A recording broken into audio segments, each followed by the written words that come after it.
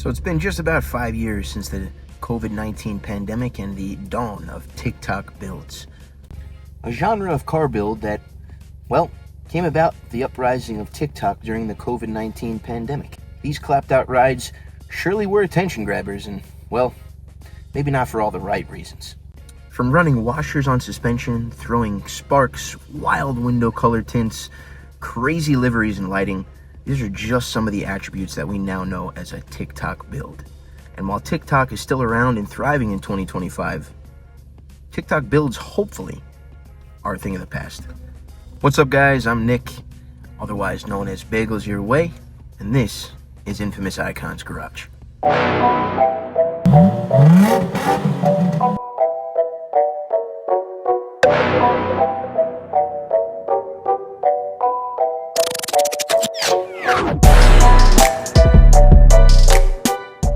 It's March 2020, and you've just been instructed to stay indoors and stay busy as the world goes into a frenzy.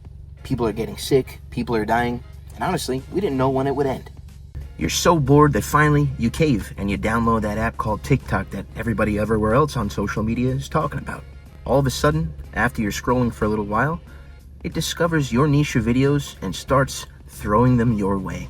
And on the next swipe up, reveals a Japanese sedan slammed on some three-piece wheels, a big wing big enough to fit on a 747 Boeing, and lighting all over the place. Please hear me out. I am not bashing stance car culture. I love myself a properly stance car. But these TikTok builds, they were all about flamboyance, about standing out in maybe not some of the best ways possible.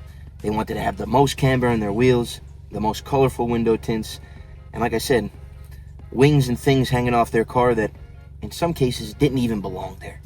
And while they were stretching these limits of what cars should or shouldn't be, they were doing all this for attention, to try to pile up followers, and maybe bring themselves some sort of self-satisfaction. And statistically, I'd have to say most of those cars you saw in TikTok during that time period are likely sitting in a junkyard or in somebody's driveway rotting away because it's not a trend anymore. And that's really where it went downhill.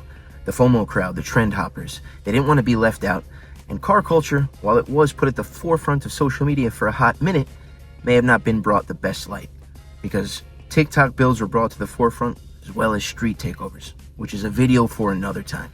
And because of this rise in popularity, shipping costs went up, prices of cars that normally would have been $2,000 to $3,000 were now upwards of $9,000 to $10,000. And there were brand new aftermarket car companies popping up like acne on a 15-year-old boy. What it comes down to is the trend hoppers ruined the fun.